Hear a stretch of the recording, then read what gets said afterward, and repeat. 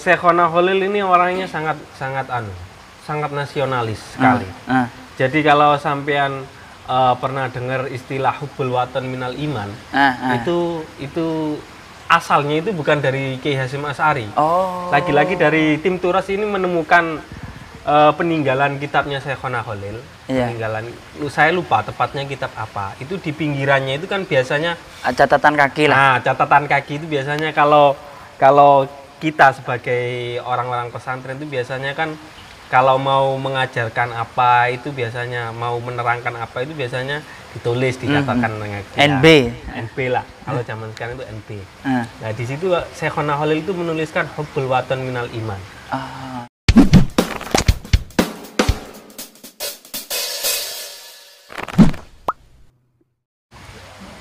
Assalamualaikum warahmatullahi wabarakatuh. Waalaikumsalam warahmatullahi wabarakatuh. Masih stay tune di channel YouTube Arufa Official.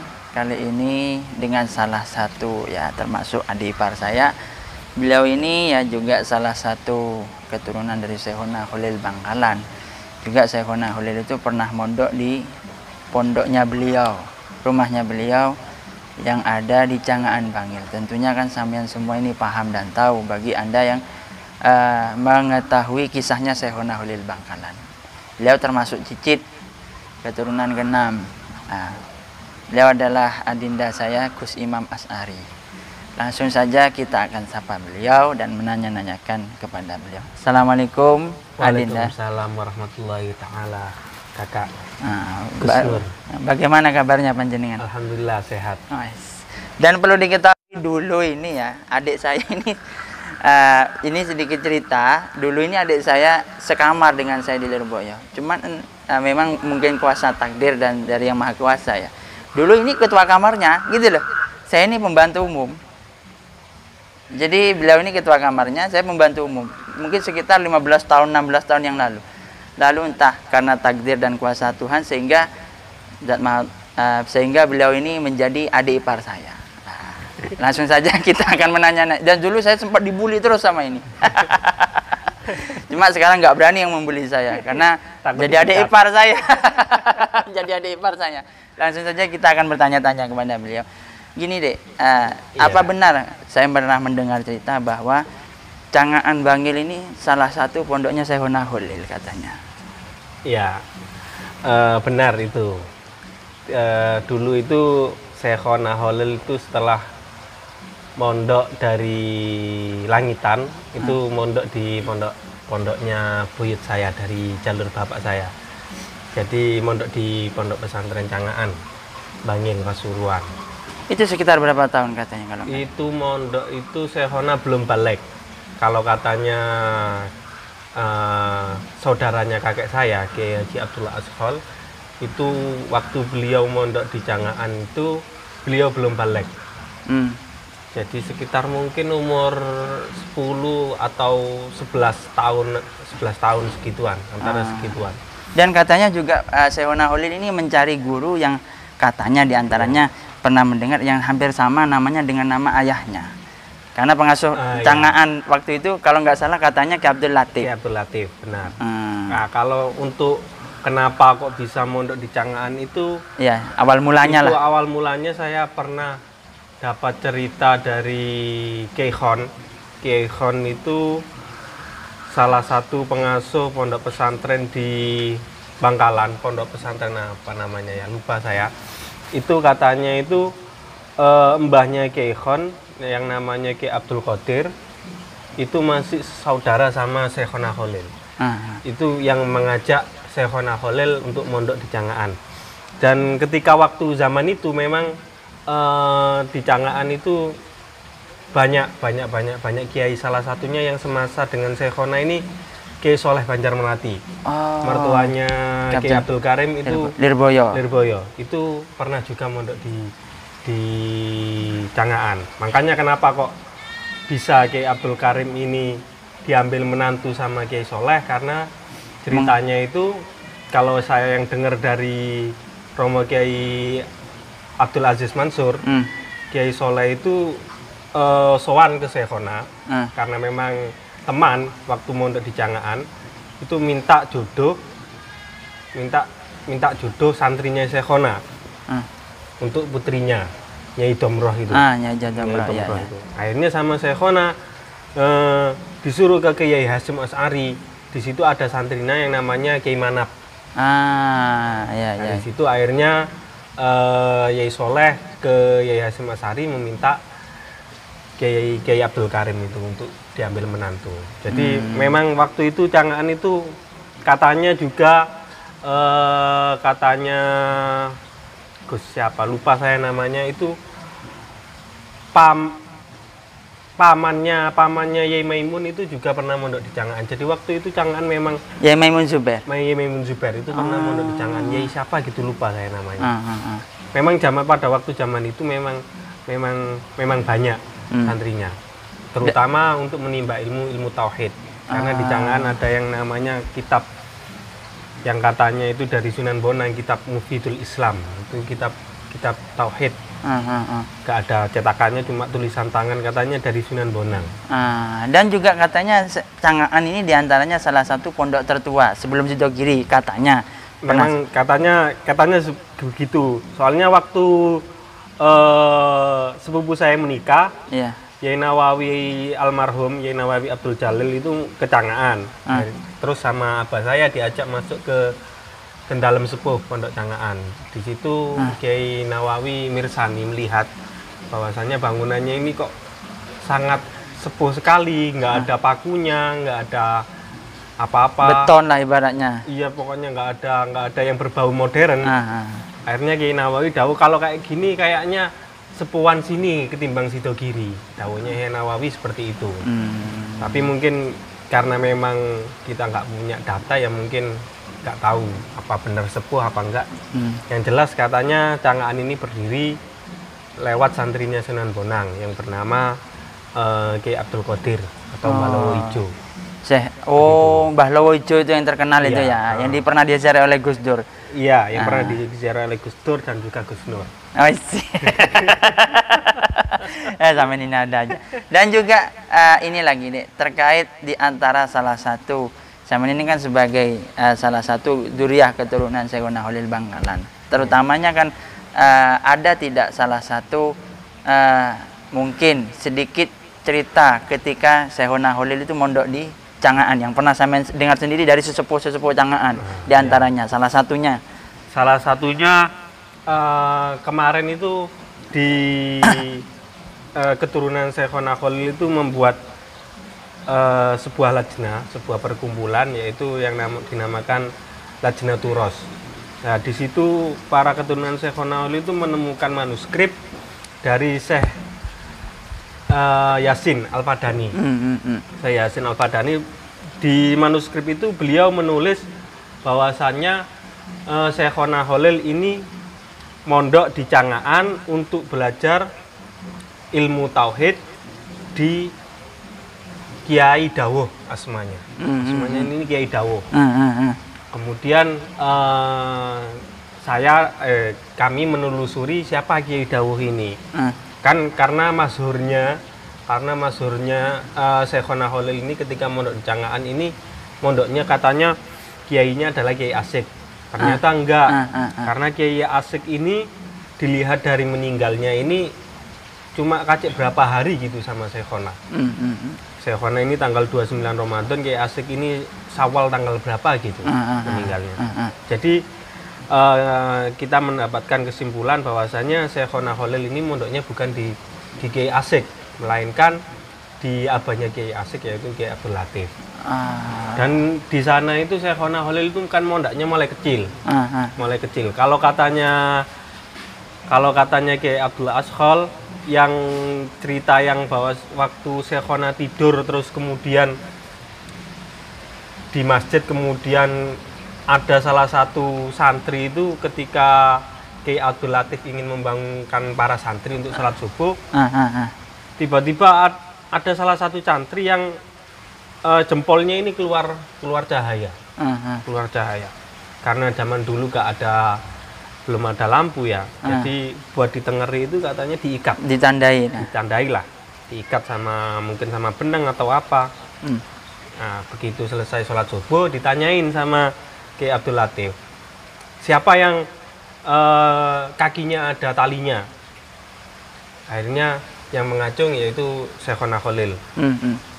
Dari situ Ki Abdul Latif punya prasangka bahwasanya orang anak ini bukan anak yang biasa, tapi anak yang istimewa. Karena dari kecil sudah menunjukkan tanda-tanda kewalian, tanda-tanda akan menjadi ulama besar.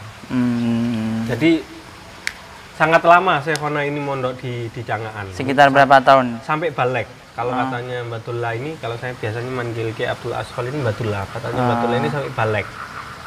Dan itu sebelum ke Sidogiri apa sudah dari Sidogiri? Sebelum dari Sidogiri. Dan di Sidogiri itu kalau katanya lagi-lagi karena katanya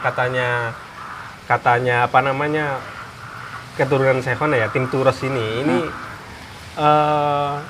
Syekhona ini nggak mondok di Sidogiri melainkan sekolah. Jadi beliau ini berangkat dari Cangaan menuju ke Sidogiri. Dan di perjalanan itu beliau itu bisa khatam sampai 40 kali surat Yasin. Oh, subhanallah. Jadi kemudian kalau mau masuk ke Sidogiri ini beliau selalu menyopot sandal. Makanya kenapa kalau orang Madura itu adatnya kalau mau masuk ke rumahnya guru atau ke pondoknya guru itu biasanya menyopot sandal karena mengikuti Syekhona itu. Ketika mau belajar di Sidogiri itu pasti menyopot sandal. Oh, tradisinya dimulai dari Syekhona Khalil itu ya. Oh, geng. Dan juga saya juga pernah mendengar bahwa di sana juga ada termasuk kamarnya Syekhona Khalil dan juga sumurnya Syekhona Khalil serta kentongannya Syekhona Khalil. Dan anehnya juga kentongannya Syekhona Khalil ini ketika ditabur dari Cangaan, Bangil, Gempeng itu sampai kedengaran ke Bangkalan katanya. Iya, katanya gitu. Kemarin saya pernah mau nyoba takut gak kedengaran, takut tambah rusak. Tapi kalau Syekhona katanya bisa sampai kedengaran sampai Madura katanya. Jadi peninggalannya Syekhona yang masih ada di Cangaan itu berupa kamar, kemudian sumurnya, kemudian kentongan sama kaligrafi tulisan La ilaha illallah Muhammad Rasulullah. Oh, itu asli dari Syekhona Khalil. Itu asli dari Syekhona. Bisa di kapan ini nanti Arfa Official bisa ke sana ini berkunjung ke sana. Kemarin memang mau ke sana cuman karena hujan, gitu. Mau mampir ke Samian ibaratnya gitu. Dan juga ini lagi Adinda. Ini dari yang kisah awal tadi saya nggak ceritakan. Adinda ini juga saya nggak tahu loh. Kok tiba-tiba berjodoh dengan adik saya. Dulu padahal adik saya itu sering ngirim ke Lirboyo ngikuti diajak orang tua saya, Adinda Intan Balki Sumairo, adik saya yang nomor 2 ini. Padahal ya tidur di kamar HM34 kalau tidak salah dulu ya. Beliau ini ketua kamarnya, setahun lah kalau tidak salah. Sekretarisnya itu kan kalau nggak salah Man Maliki. Iya. Itu bendahara apa sekretaris kurang tahu ya. Pokoknya antara itu dah. Antara itulah. Saya ini membantu umum. Jadi saya yang disuruh-suruh terus. Saya cuman ketika 2016 adik saya ini mau menikah, istilahnya punya pandangan calon. Lalu paman saya ini Maliki itu bilang, ayo besanan yuk. Loh, kok besanan dengan sampean, Lek? Apa maksudnya, Lek? Aku dhewe kanca awakmu kenal paling iki. Kamu punya teman lah ibaratnya. Tentu kenal sama ini. Dikirim lalu, loh, kok foto iki yang sering membuli saya gini ketika di pondok ini. Yang sering membuli saya terus terang, ini sering membuli saya. Akhirnya apa? Saya lihat, saya paham saudara-saudaranya beliau ini karena 4. Saya tanya, tapi nggak langsung saya putuskan. Lalu saya tanya ke orang tua saya, Bi, ada yang minta adik begini. Oh iya wes.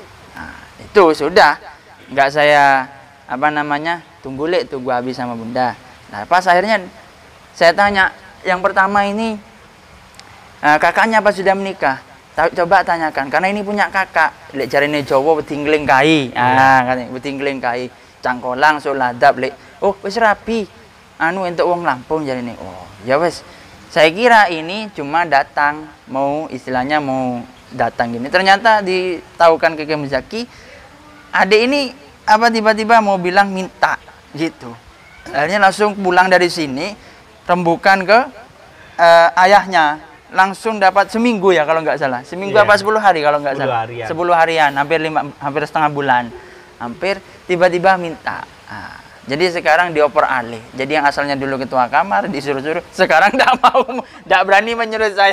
Sekarang menjadi adik ipar saya. Saya mau meluruskan sejarah ini, aslinya itu saya itu bukan mau minta ke Kiai Muzaki, saya itu mau sowan. Ya mau sowan lah ya. Itu. Jadi kepingin tahu. Jadi saya itu kan sering dengar ceritanya Kiai Muzaki mulai di pondok dulu. Kebetulan di kamar kita berdua, di kamar saya sama Gus Nur ini itu kebanyakan orang Lampung. Ya. Kan sering cerita orang Lampung kalau ke Gus Nur ini hormat. Saya itu penasaran sama Kiai Muzaki. Terus masuk di bukunya Pak SBY yang namanya Gurita Cikeas apa itu? SBY dan Islam. Oh, SBY dan Islam. Ya, bukunya Pak SBY sendiri itu. Ya, saya kan akhirnya penasaran, terus mumpung ke sini. Saya mau sowan, mau minta barokah doa sama Kiai Muzaki. Kok kebetulan ditangkapnya sama Kiai Muzaki ya mau minta, ya memang mau minta, cuma saya ya tahu diri, masa saya kesini sendirian mau minta sendiri. Iya, karena kan nggak sama orang tua. Karena memang waktu itu nggak sama orang tua, memang niatnya pertama itu ya main, silaturahmi, main sama kangen-kangenan sama Gus Nur ini. Terus ya pengen lihat adiknya gitu. Terus sama sowan ke Kiai Muzaki. Terus pada waktu itu juga akhirnya pas sampean kan juga ini namari saya, ayo Ci, dulu manggilnya Kak Ci ke saya, main ngomahku. Karena saya agak, ya maaf ya ibaratnya benci ke ini, benar-benar cinta kalau sekarang lah ibaratnya. Kalau soalnya sering membuli saya, akhirnya lama kelamaan kok nawari nang omahe, wong sering ngebully aku. Ternyata setelah mainnya menjadi besan. Jadi begitu. Oh, jadi aslinya karena apa ya? Penasaran dengan orang Lampung lah ya. Iya, ingin minta barokah lah. Iya. Yang Kiai Sepuh juga. Yang sampean melandasi Pak Al-Qadiri pertamanya karena penasaran dengan cerita-cerita orang Lampung gitu. Terus ya mumpung yang namanya ya kulturnya kita kan, kulturnya orang NU itu kan kalau kebenaran di sana itu ada Kiai Sepuh itu minta barokah doa. Dan kalau boleh tahu ya, Dek, kalau boleh tahu, ini kan santrinya Syekhuna Holil itu banyak ya ibaratnya. Dan santrinya Syekhuna Holil ini kan sedikit kan ya. Kalau setahu saya lah ibaratnya sedikit, tidak begitu banyak mungkin. Tapi itu jadi semua. Ada enggak? Dan itu pengasuh-pengasuh besar semua, pendiri-pendiri pondok pesantren yang terluas di Jawa Timur terbesar. Ada Dek cerita salah satu yang mana Dinda sendiri tahu, salah satu dari santri-santrinya Syekhuna Holil yang mana menjadi cikal bakal berdirinya NU. Itu juga ya. Ini. Karena begini, Syekhuna Holil ini orangnya sangat nasionalis sekali. Jadi kalau sampean pernah dengar istilah hubbul watan minal iman, itu asalnya itu bukan dari Kiai Hasyim Asy'ari. Lagi-lagi dari tim Turas ini menemukan peninggalan kitabnya Syekhuna Holil. Peninggalan, saya lupa tepatnya kitab apa. Itu di pinggirannya itu kan biasanya catatan kaki lah. Nah, catatan kaki itu biasanya kalau kita sebagai orang-orang pesantren itu biasanya kan kalau mau mengajarkan apa itu biasanya mau menerangkan apa itu biasanya ditulis, dicatatkan dengan NB lah. Kalau zaman sekarang itu NB. Nah, di situ Syekhuna Holil itu menuliskan hubbul watan minal iman. Jadi mungkin setiap beliau mengajikan kitab kepada santri-santrinya, beliau itu selalu mengatakan hubbul watan minal iman, hubbul watan minal iman. Cinta tanah air ini sebagian daripada iman. Nah, mungkin itu akhirnya tertanam di jiwa para santri-santri beliau. Apalagi beliau ini menurut Syekh Yasin Al-Fadani, beliau ini termasuk Asy-Syekh Al-Alama Al-Muhaddis. Syekhuna Holil ini seorang ahli hadis. Beliau ini satu hari ini khatam Quran 1 kali. Beliau seorang hafidz Quran. Jadi beliau ini bukan hanya ulama tapi juga pejuang.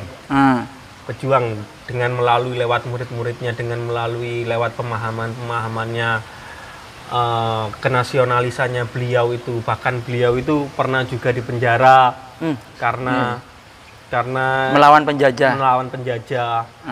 Jadi beliau ini sangat nasionalis. Kebetulan waktu itu Kiai Hasyim Asy'ari ini mempunyai gagasan ingin mendirikan sebuah jamiah. Karena melihat di Arab Saudi itu orang-orang Sunni itu dibantai habis oleh kaum Wahabi. Dibantai habis, akhirnya Kiai Hasyim Asy'ari dengan kepeduliannya beliau kepada tanah airnya, apalagi tanah airnya sedang dijajah oleh penjajah, beliau mempunyai gagasan ingin mendirikan sebuah jamiah. Kemudian beliau sowan ke Syekhona Khalil, disuruh, akhirnya Syekhona Khalil mengutus Kiai As'ad untuk ke Kiai Hasyim Asy'ari, bahwasanya beliau meridhoi apa yang menjadi gagasan Kiai Hasyim Asy'ari dengan membekali ya Jabar ya Qahar. Sapa se bengal de NU bekal Ancor. Subhanallah. Jadi kita sebagai orang-orang pesantren ini ya jangan pernah melupakan bahwasanya NU ini didirikan bukan dari orang biasa, bukan dari orang yang nggak punya ilmu, nggak punya apa, tapi NU ini didirikan oleh orang-orang yang hebat, orang luar biasa, orang-orang yang nasionalis, yang agamis, yang religius. Ya.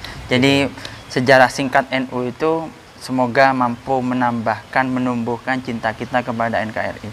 Kalau Anda berbicara masalah kebangsaan kepada orang NU, itu berarti lek cari wong Jawa, Anda itu nguyai segoro. Sudah paham orang NU itu cara membela negara, ad-difa'u anil waton. Jadi begitu.